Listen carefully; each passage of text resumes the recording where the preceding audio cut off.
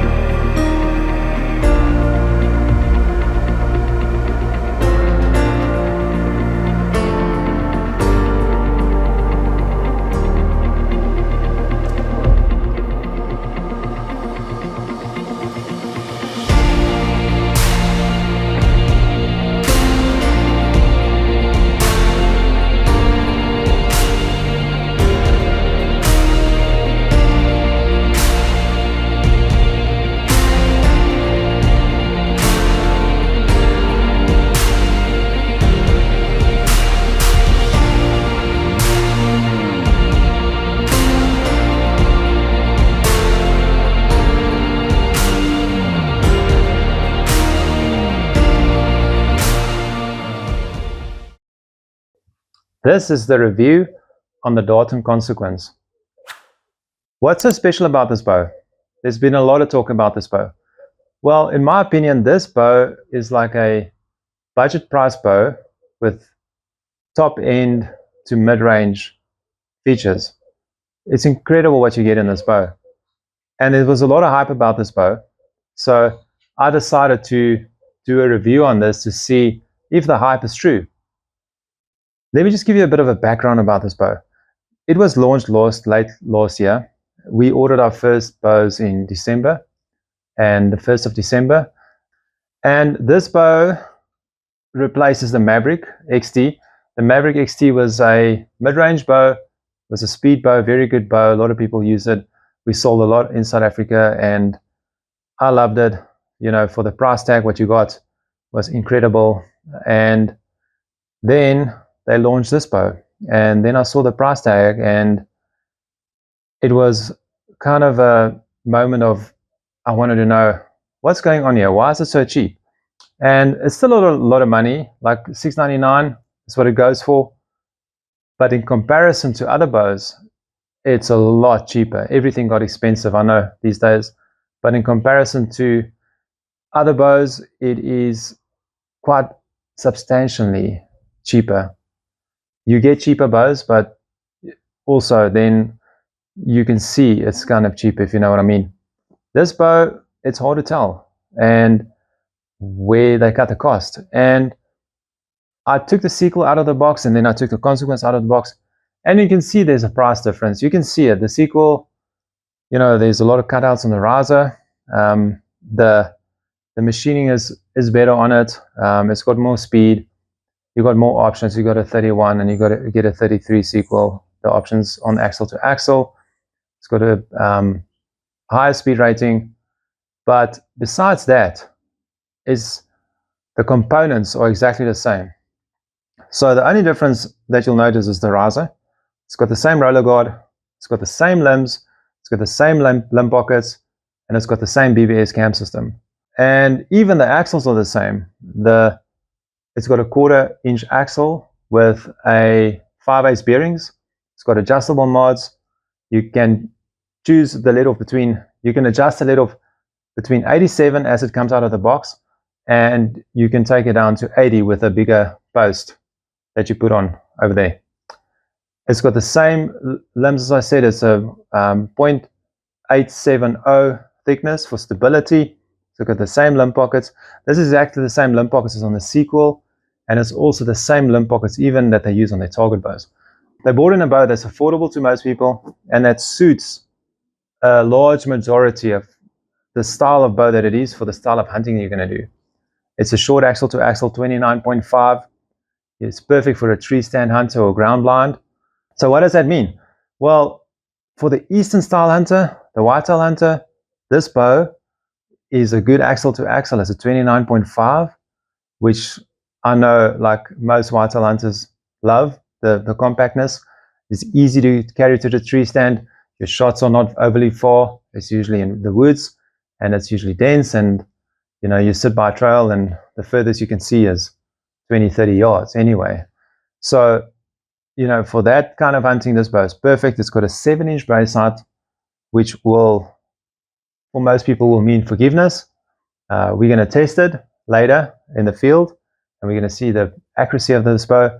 But on paper, this bow is awesome for that kind of hunting. It's going to be forgiving. It's going to be relatively fast. It's got a 321 ATA, not IBO. This is a true speed rating. We're going to test that too. It's between 320 and 321. That's what the advertised speed says.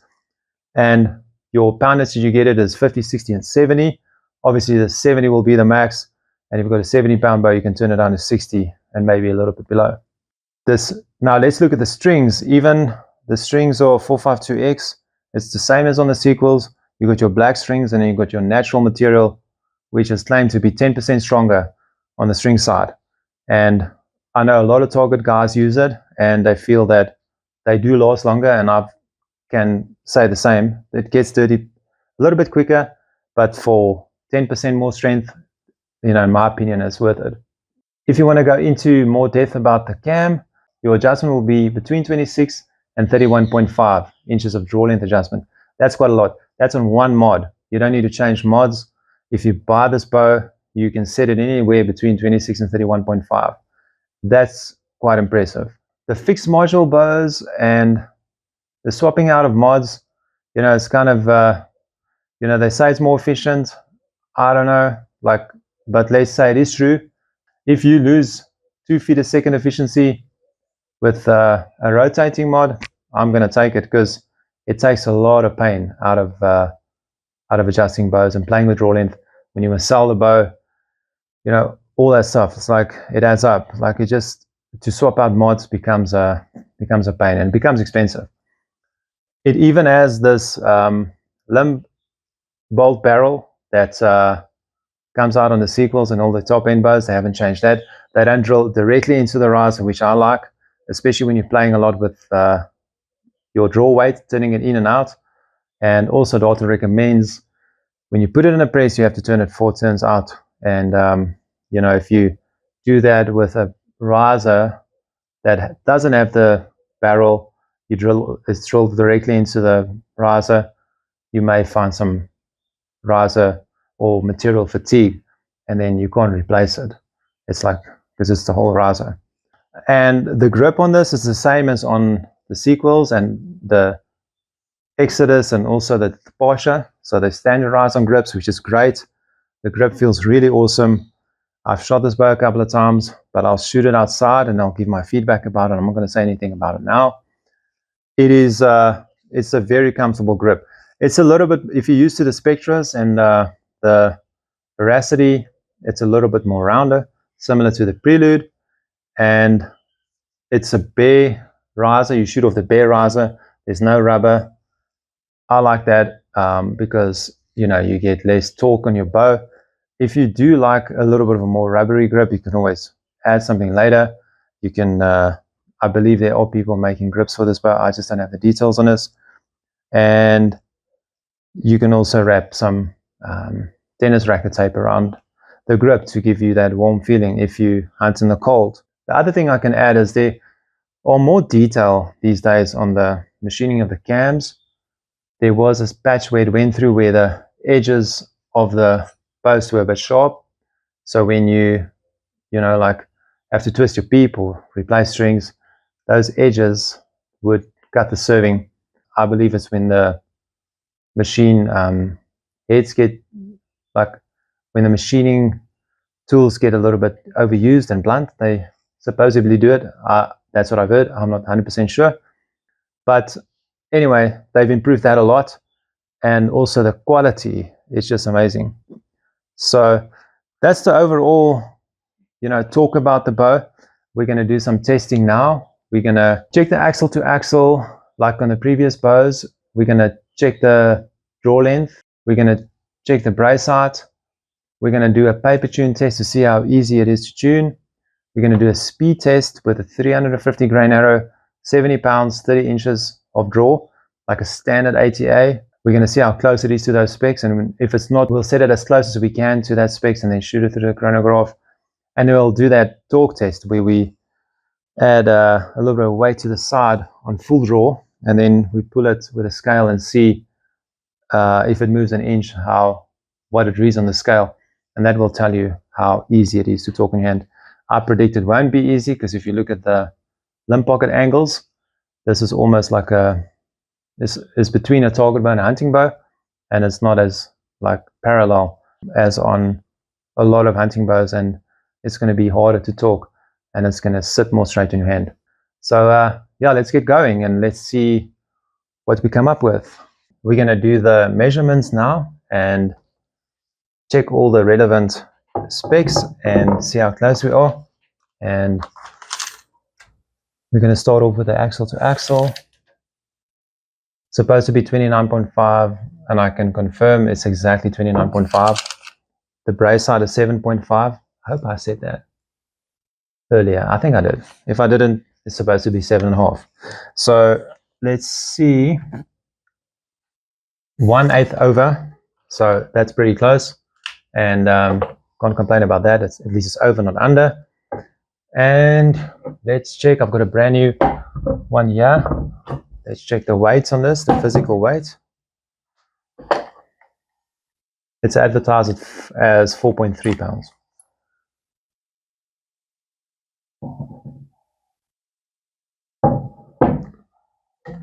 £4.43 in my scale. Pretty close. It's not slightly over than advertised, but you're hardly going to feel that. No big deal there. So, okay, let's do the dynamic testing of the draw length and then the poundage, and then we'll shoot it through the paper and then the chronograph, and we'll also do the torque test. We'll do that before we do the speed test. Okay, so we're going to check the draw weight of the bow. It reads 70.1.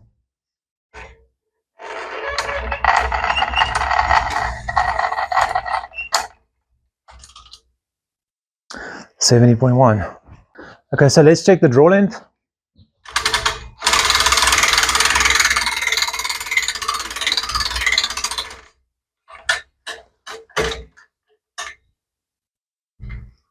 It is slightly over. I'll say it sits on the back of the burger button, so it's going to be 1/8 longer. One thing I have to check is, I don't know if the ATA is measured at 80% let off instead of 87. That would make sense. So, but it's very close and slightly over, but in comparison to a lot of bows, 1/8 of an inch is not major at all. Okay, so I've got the torque test set up here. I've got the needle on 11 inches. I'm going to put it to 12 inches, will give us 1 inch.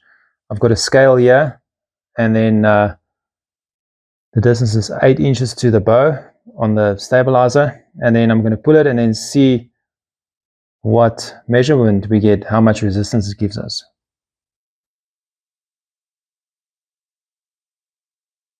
A little bit more.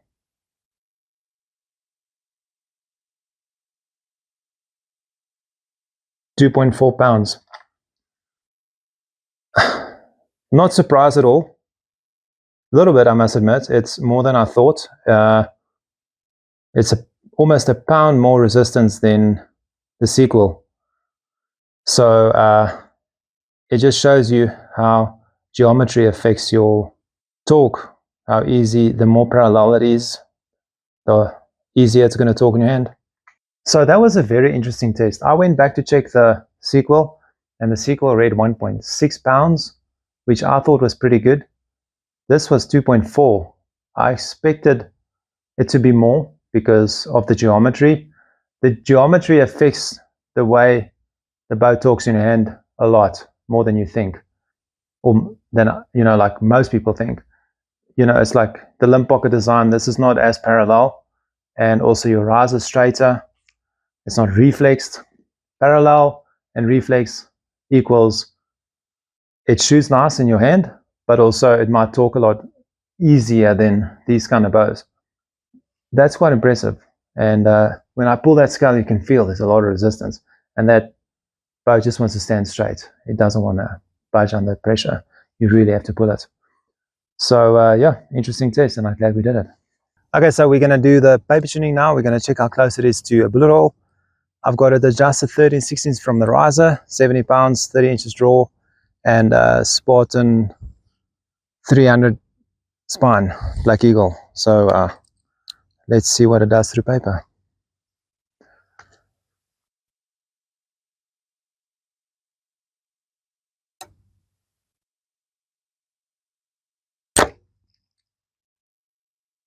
Perfect bullet hole.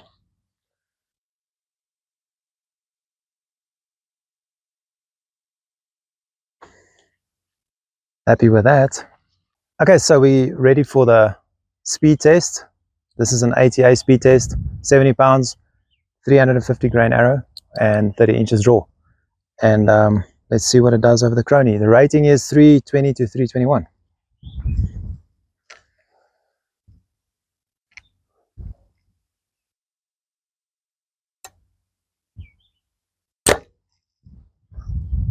.323. That is pretty quick.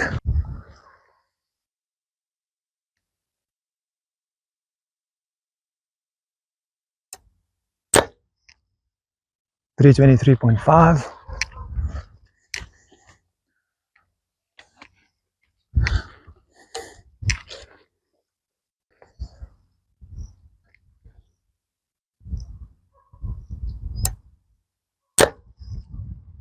.324.5.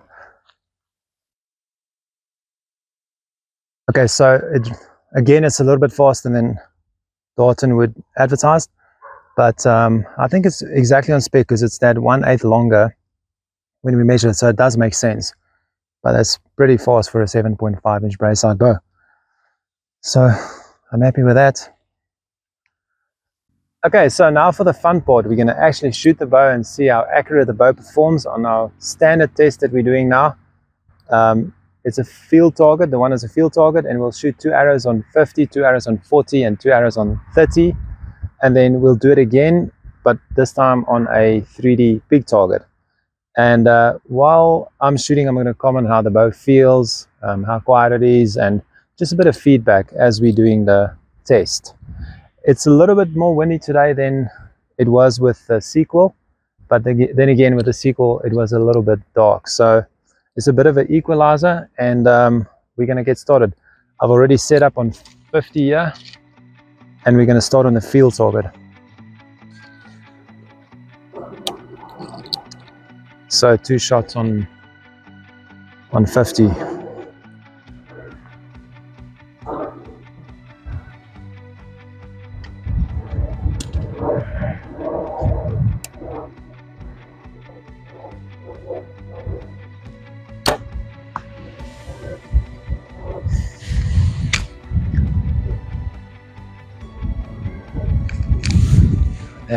That drifted out left. It's just left of the black.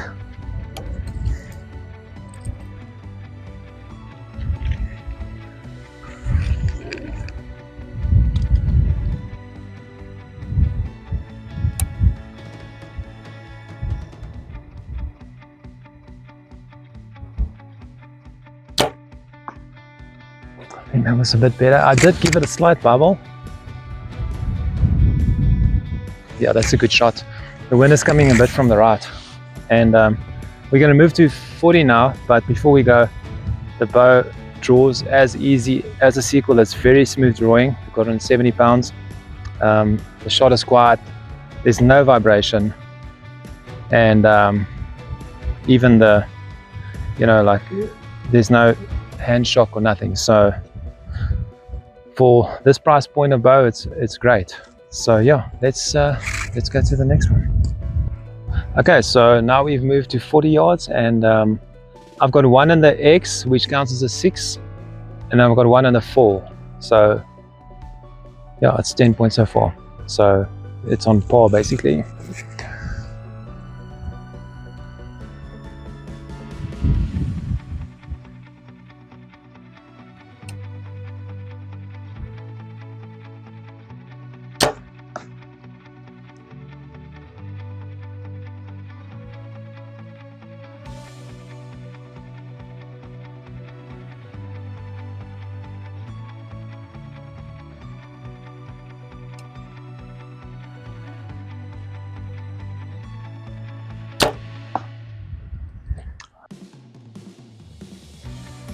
We can go to 30 yards.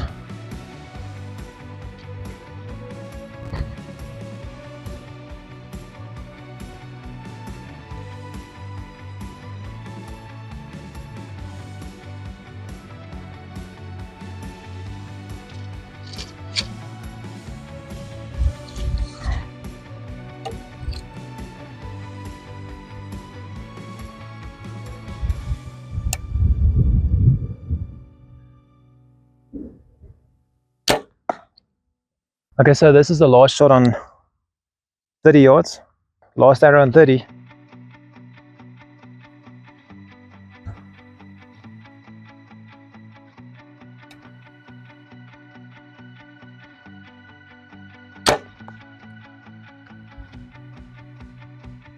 That sounded weird.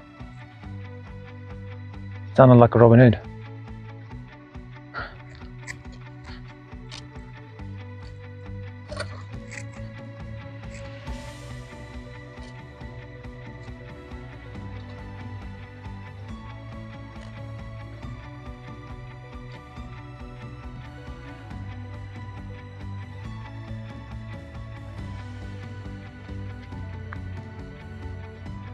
It is one.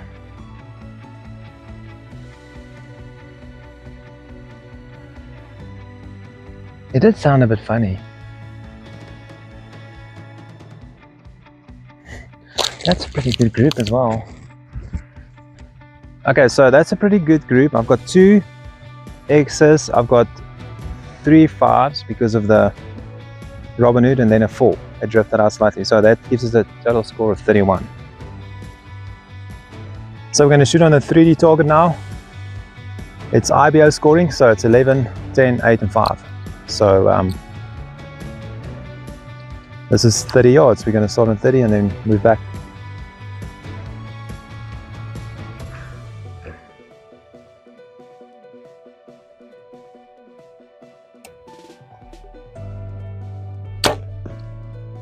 I think I'm touching the 11 just on the left hand side.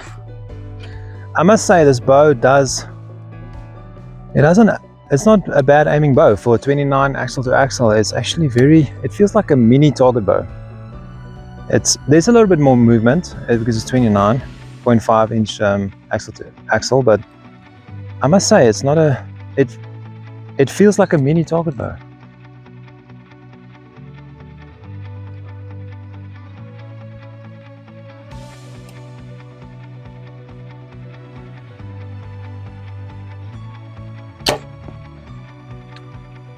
So now we're going to do 40 yards, and the wind calmed down now a bit, so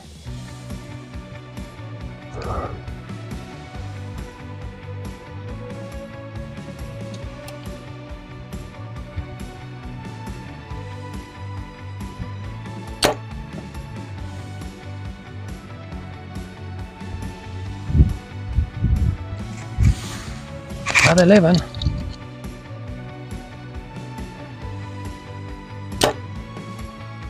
I think it's another 11.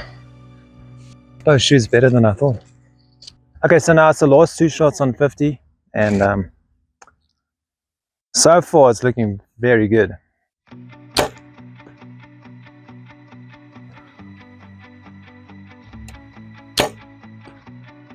And the pig fell over. All right, let's go look. yeah, so far this bow has really impressed me. I must say, I'm very excited about this bow. If you in the market for this kind of price point bow, it's amazing. It really is. So there's a lot of hype about it, but I know why now.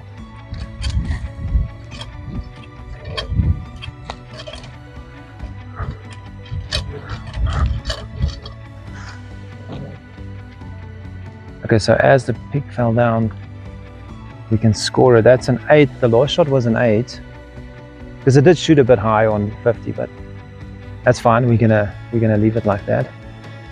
And so we're gonna add up the scores now. These are all, that's touching 11. These are all 11. So it's 11 is 8, 2. So 61, if my math is correct.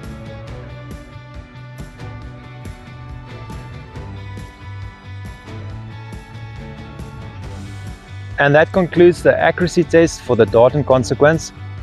This actually went better than I thought. It was 31 on the field range, and then I had 61 on the dead pig lying in the back of me here, and that gives us a total of 92. I actually miss the record, which is a sequel 33 at the moment, by 1 point. I actually had 93, but I don't think it's bad for this bow. It's a 29 axle to axle, $699 bow. I mean, there's nothing that compares to this, in my opinion. And I enjoyed it a lot. It's one review that I enjoyed a lot, because there was so much hype about this bow, and now I've seen it for myself. It's awesome. It's really an awesome bow, and there's nothing much more to say. I shot at Robin Hood and I had a great score, had a great day, and I just love everything about this bow. And we appreciate you watching. We're going to call it a day, and if you like what you see, please subscribe, and we'll keep the content coming. We'll be back for more, and I hope that you will be too. See you soon.